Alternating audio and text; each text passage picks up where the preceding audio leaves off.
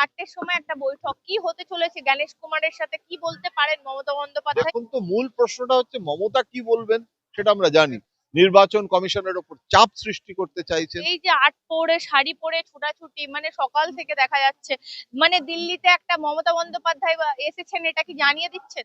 আটপৌরে শাড়ি পরে মমতার যে আবির্ভাব বঙ্গভবনে, সেটাও কিন্তু একটা প্রতিবাদে। সুতরাং দিল্লিটাও কিন্তু হাতের তালুর মতো তিনি চেনেন। সেই মমতা বন্দ্যোপাধ্যায় যখন উনি দেখলেন যে ওখানে একটা পারপাস নিয়ে উনি গেছেন, সেখানে Bangabhaban is the right place, সেখানে তাদেরকে রাখা হয়েছে এবং সেটা তো রাজ্য সরকার।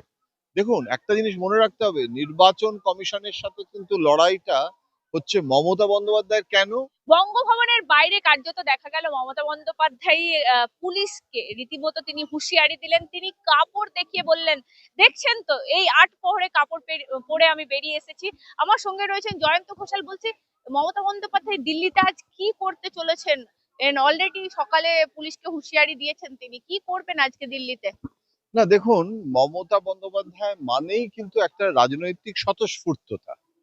আটপৌরে শাড়ি পরে মমতার যে আবির্ভাব বঙ্গভবনে, সেটাও কিন্তু একটা প্রতিবাদে। কেননা উনি, এটাই মমতা বন্দ্যোপাধ্যায়, যখনই কিছু শোনেন যে একটা ঘটনা হয়েছে, সঙ্গে সঙ্গে সেখানে কিন্তু দেখুন দৌড়ে গেছেন। আমি নিজে দিল্লিতে 40 বছর তো থেকেছি, আর মমতাও কিন্তু এটা ভুলে যাবেন না, 7 বার লোকসভার নির্বাচনে জয়লাভ করে 7 বারের মেম্বার অফ পার্লামেন্ট। সুতরাং দিল্লিটাও কিন্তু হাতের তালুর মতো তিনি চেনেন। সেই মমতা বন্দ্যোপাধ্যায় যখন উনি দেখলেন যে ওখানে একটা পারপাস নিয়ে উনি গেছেন, সেখানে যারা মৃত বলে ঘোষণা অথচ তারা জীবিত, এসআইআর নিয়ে যে সমস্যা হচ্ছে সেটা সুপ্রিম কোর্ট পর্যন্ত রেকগনাইজ করেছে একটা সমস্যা হচ্ছে, সেই পরিবারদেরকে নিয়ে যাওয়া, এটা তো একটা রাজনৈতিক কর্মসূচি। এটা আজকে ভারতবর্ষে প্রথম হচ্ছে তা নয়। বিভিন্ন রাজ্যের বঞ্চনা অভিযোগ নিয়ে আমি তো জ্যোতিবাবুর সময়ও দেখেছি, বোট ক্লাবে ধর্ণা, বোট ক্লাবে তখন সমাবেশ হতো, বোট ক্লাবটা ব্যান করে দেওয়া হতো। অ্যাজিটেশন করবো না, কিন্তু মমতা বন্দ্যোপাধ্যায় বলছেন তবু উনাদেরকে কেন তাহলে বঙ্গভবনে রাখলেন? বঙ্গভবনে এই জন্য রাখা হয়েছে, 5 স্টার হোটেলে রাখলে আপনি খুশি হতেন? তা তো আর নয়। বঙ্গভবনে, যেটা রাজ্য সরকারের অতিথিশালা, সেখানে এমনিতেই সাধারণ মানুষ বঙ্গভবনে থাকতে চায়, যে ওখানে তুলনামূলকভাবে দিল্লিতে অনেক বেশি খরচায় মানে থাকতে হয়। তো দিল্লি খুব কস্টলি জায়গা, এটা পশ্চিমবঙ্গের বহু মানুষ জানেন, বহু মানুষ জানেন না। তো সেখানে Bangabhaban is the right place, সেখানে তাদেরকে রাখা হয়েছে এবং সেটা তো রাজ্য সরকার। দেখুন, একটা জিনিস মনে রাখতে হবে, নির্বাচন কমিশনের সাথে কিন্তু লড়াইটা হচ্ছে মমতা বন্দ্যোপাধ্যায়ের। কেন? তার কারণ তিনি মুখ্যমন্ত্রী। রাজ্য সরকারের সঙ্গে নির্বাচন কমিশনের বিরোধ।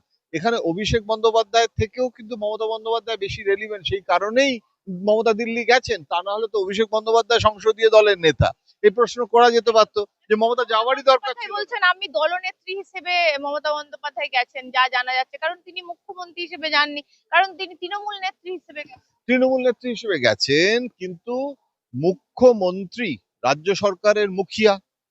এবারে নির্বাচন কমিশনের সঙ্গে যে সমস্যাটা হচ্ছে, এই যে বিএলওদের সমস্যা, জেলা শাসকদের মধ্যে রীতিমতো সমস্যা হচ্ছে।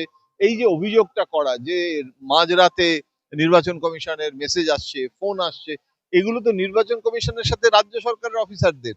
তো সেখানে কিন্তু সুপ্রিম কোর্টে যখন তিনি যাচ্ছেন, তখন সেটা দোলা সেন এবং তাদের যে মামলা, সেই মামলার প্রেক্ষিতে দলনেত্রী হিসেবে তিনি অ্যাপিয়ার করার কথা ভাবছেন। বুধবার যেটা হওয়ার কথা সম্ভাবনা শোনা যাচ্ছে। কিন্তু রাজ্য সরকারের মুখ্যমন্ত্রী হিসেবেও তিনি কিন্তু দিল্লিতে যাচ্ছেন এই জন্য যে রাজ্য সরকার কতগুলো মুখ্যমন্ত্রী চিঠি দিয়েছেন বলুন, সেই চিঠিগুলোর জবাব নির্বাচন কমিশন দেয়নি। দিয়েছেন, তাহলে নির্বাচন কমিশনের সঙ্গেও দেখা করছেন। আমরা জানি না নির্বাচন কমিশনের এই এখন যখন আলোচনাটা করছি, তার কিছুক্ষণের মধ্যেই নির্বাচন কমিশনের সঙ্গে বৈঠক। সেই বৈঠকে যদি নির্বাচন কমিশন প্রকাশ্যে আশ্বাস দেন যে হ্যাঁ, এমনকি প্রকাশ্যে পুরো আলোচনাটাকে মিডিয়ার সামনে তুলে ধরার জন্য আবেদন করেছে, সেটাও নির্বাচন কমিশন রাজি হয়নি। নির্বাচন কমিশন বলছে সেটা করা যাবে না। এই যে 4টের সময় একটা বৈঠক, কি হতে চলেছে জ্ঞানেশ কুমারের সাথে, কি বলতে পারেন মমতা বন্দ্যোপাধ্যায়? দেখুন, এই বৈঠকটাই মমতা বন্দ্যোপাধ্যায় চেয়েছিলেন যে এটা ওপেন হোক, যাতে সেটা দেখতে পায়। তাহলে যে প্রশ্নটা আপনি করছেন সেটা তো সাধারণ মানুষের প্রশ্ন। যে সমস্যাগুলো চিঠি লিখে মমতা বন্দ্যোপাধ্যায় জানিয়েছেন এবং উত্তর পাননি, সেই বিষয়গুলো একের পর তিনি তুলে ধরবেন এবং নির্বাচন কমিশনের কাছে বলবেন যে এই জিনিসগুলো আমরা রাজ্য সরকারের পক্ষ থেকে অভিযোগ জানাচ্ছি যে এগুলো করা হোক। তো সেটা দেখা যাক। এখন তো মূল প্রশ্নটা হচ্ছে মমতা কি বলবেন সেটা আমরা জানি। তার দেওয়া যে পত্রাবলী, সেই পত্রাবলীগুলো তো এখন মানে একটা মানে রচনাবলীর অঙ্গ হবে। যে রণমূর্তি ধারণ করে মমতা বন্দ্যোপাধ্যায় বলেন সেরকম ভাবেই কি উনি বলবেন? উনার না যে না, দেখুন, যখন উনি নির্বাচন কমিশনারের সঙ্গে দেখা করতে যাচ্ছেন একটা প্রতিনিধি দল নিয়ে, এবং সেখানে তিনি তো সংসদেও নানান রকম ভূমিকায় তাকে আমরা দেখেছি। তিনি কখনো মানে স্পিকারের সঙ্গেও তার বাকযুদ্ধ আমরা দেখেছি, আবার অত্যন্ত পরিশীলিত ভাবে বিভিন্ন বিষয়ে প্রতিক্রিয়াও তিনি ব্যক্ত করেছেন। সুতরাং এমন নয় যে তিনি একদম মানে একটা আহ, এমন কিছু করবেন যেটা মানে রুচিসম্মত নয়, কিন্তু তার যে বিষয়বস্তু যেগুলো বলার সেগুলো স্ট্রংলি তিনি আজকে কিন্তু প্লিড করবেন।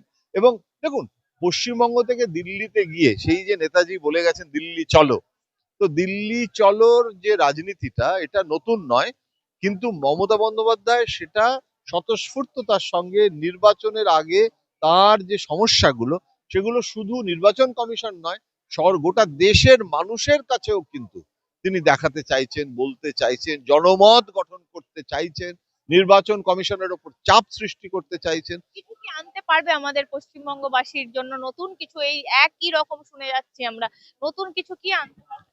দেখুন, একটা জিনিস হচ্ছে যে ভোটার তালিকাটা আজকে তো গেছে, ভোটার তালিকার বিষয় আজকে তো আর 100 দিনের কাজ বা উন্নয়নমূলক বিষয় নয়, এসআইআর এর বিষয় নিয়ে। এসআইআর নিয়ে যে সমস্যাগুলো হচ্ছে সেটা বেটার লেট দ্যান নেভার। নির্বাচন কমিশনও যদি একটা ফেডারেল স্ট্রাকচারে মুখ্যমন্ত্রী তিনি বলছেন, তার প্রতি যদি অন্তত পার্টিজান না হয়ে তিনি যদি বিষয়গুলোকে অ্যাড্রেস করেন, তাতে কিন্তু আজকে দেখুন ভোটারদের অসুবিধা হচ্ছে কি হচ্ছে না, সাধারণ মানুষের এখানে কষ্ট হচ্ছে কি হচ্ছে না, তাতে এই এই এই মুহূর্তে বইমেলায় দাঁড়িয়ে আছি, আমাকে একজন বইমেলার কর্ণধার তিনি বললেন আমার আজকে বইমেলা যেতে দেরি হয়ে গেছে। আচমকা নোটিশ তো পাঠিয়েছিল, কিন্তু এক্ষুনি নির্বাচন কমিশন থেকে বলছে যে ফোন করে যে আমাদের হাজিরা দিতে হবে। তো সে বলছে যে কালকে বইমেলা শেষ হয়ে যাবে, তারপরে হাজিরা দিলে বলে না আজকে এক্ষুনি আসতে হবে। তো এই যে একটা ছেলে মানুষের মতো মানে নির্বাচন কমিশনের যে আচরণ, তার যে অসুবিধেগুলো, সেই অসুবিধেগুলো অসন্তোষ গুলোকেই মমতা বন্দ্যোপাধ্যায় দিল্লিতে গিয়ে প্রতিনিধিত্ব করার চেষ্টা। তো এই যে আট পরে শাড়ি পরে ছোটাছুটি, মানে সকাল থেকে দেখা যাচ্ছে, মানে দিল্লিতে একটা মমতা বন্দ্যোপাধ্যায় এসেছেন, এটা কি জানিয়ে দিচ্ছেন? দেখুন, আমি তো 40 বছর ধরে মমতা বন্দ্যোপাধ্যায় কভার করছি সাংবাদিক হিসেবে। এটাই মমতা বন্দ্যোপাধ্যায়। আজকে মমতা বন্দ্যোপাধ্যায় তাহলে তো হাওয়াই চটিটা ছেড়ে দিয়ে একটা ওই নতুন একটা ধরনের নিউ কাট, আমি জানি না কি সমস্ত নতুন নতুন জুতো বেরিয়েছে, সেটা উনি পরতে পারতেন। কাঁধের ওই যে ঝোলাটা নেন, সেই ঝোলাটা না নিয়ে একটা গুচির ভালো ব্যাগ নিতে পারতেন। সেটা কিন্তু সেগুলো করলে তো মমতা বন্দ্যোপাধ্যায় থাকবেন না। এই আটপৌরে শাড়ি পরে আজকে আমরা হঠাৎ আজকে ওনাকে দেখছি তা নয়, উনি যেভাবে ছিলেন সেভাবে বেরিয়ে এসেছেন। তার কারণ সেই মুহূর্তে কেউ ব্যাখ্যা দিয়ে শাড়িটা দেখাচ্ছেন মমতা? না, দেখুন, সেটা তো একটা কথার পিঠে কথা হিসেবে এসেছে, এবং সেটা তার সারল্যেরও প্রকাশ। মানে উনি এমন নয় যে সেটা মানে উনি ফুল লুকিয়ে রাখার চেষ্টা করছেন। পুলিশকে তিনি বলতে চাইছেন যে আপনি আমাকে ফোর্স করেছেন এই পরিস্থিতিতে চলে আসছে, সুতরাং আপনাদেরও উচিত যে একটা মুখ্যমন্ত্রীর এই পরিস্থিতিটাকে একটা মূল্য দেওয়া। আজকে আর একটা বিষয় ডোকালাম নিয়ে কার্যত কথা বলছিলেন রাহুল গান্ধী, সেখানে সংসদেও একটা উত্তাল পরিস্থিতি সৃষ্টি হলো। রাজনাথ সিং বারবার তাকে আপত্তি করছিলেন এই বিষয়টা, মানে ডোকালাম নিয়ে কথা, একটা ম্যাগাজিনকে কোট করার চেষ্টা করছিলেন রাহুল গান্ধী, যে একদম। না, রাহুল গান্ধী সম্পর্কে এই বিষয়টা তো রাহুল গান্ধী অনেক সময় এমন অনেক কাজ করছেন বা এমন অনেক কথা বলছেন, সেগুলো কখনোই তিনি মানে শরিক দলের নেতা দ্বারা তো দূরের কথা, দলের ভেতরেও তারা আলোচনা করছেন না। যে কারণে শশী থারুর থেকে শুরু করে দিগ্বিজয় সিং, আমি অনেক মানে 1 ডজন নেতার কথা বলতে পারি যারা ওনার ঘনিষ্ঠ ছিলেন, তারা নিজেরাই বুঝতে পারছেন না রাহুল গান্ধী বিরক্ত হচ্ছেন। একজন বা দুজন মানে একজন দক্ষিণী নেতা আছেন, একজন এরকম 2-3 জন নেতার পরামর্শ নিচ্ছেন বলে কংগ্রেসের নেতারা বলেন।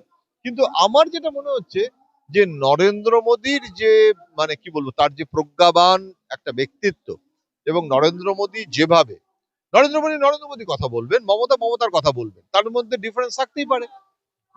নরেন্দ্র মোদী বলেছেন যে এর থেকে ভালো ঐতিহাসিক বাজেট, এর থেকে ভালো বাজেট হয় না। মমতা বন্দ্যোপাধ্যায় বলছেন যে এটা হামটি ডামটি বাজেট। সুতরাং দুজনের দু রকমের ভিউ হতে পারে, কিন্তু সেটার মধ্যে কিন্তু কেউ বলছে না যে ওনারা রাজনৈতিক ভাবে তারা মানে অপরিপক্ক। কিন্তু যেখানে রাহুল একটা গান্ধীর ভূমিকাটা খুব অপরিপক্ক বলে মনে হয়। আমি যেখানে বাজেট নিয়ে কথা হচ্ছে সেখানে হঠাৎ করে আমি ডোকালাম নিয়ে কথা কি করে বলতে পারি? যেখানে বাজেট নিয়ে বলার বিষয়, রাজনাথ সিং বারবার বা অধ্যক্ষ মশাই যেখানে বারবার করে সাবধান করছেন, সেখানে উনি কি বলছেন এটা? এটা উচিত নয়। তাহলে তো মমতা বন্দ্যোপাধ্যায় পশ্চিমবঙ্গের মুখ্যমন্ত্রী হয়ে বাংলাদেশ নিয়ে সকাল বিকেল মন্তব্য করতে পারতেন। তিনি কি বলেছেন যে বাংলাদেশ নিয়ে ভারতের সরকার তার যে বিদেশ নীতি এবং বাংলাদেশ যেটা কাজ করার চেষ্টা করছেন সেটাকে কোনোভাবে আমি সেখানে কোনো মন্তব্য করব না। তার কারণ security, national security and foreign policy এটা রাজ্য সরকারের বিষয় না। একইভাবে কি করছে এটা? রাহুল গান্ধী একইভাবে চীন নিয়ে এই অবস্থানটাই তো তার নেওয়া উচিত, যে চীনের অ্যাম্বাসাডারের সাথে যখন তিনি দেখা করেছিলেন তখনও বিতর্ক হয়েছিল, আবার আজকে চীন নিয়ে নরেন্দ্র মোদীকে দুষছেন। সুতরাং আমি মনে করি মানে কমপ্লিটলি একটা ইনকনসিস্টেন্সি অফ রাহুল গান্ধীর থট।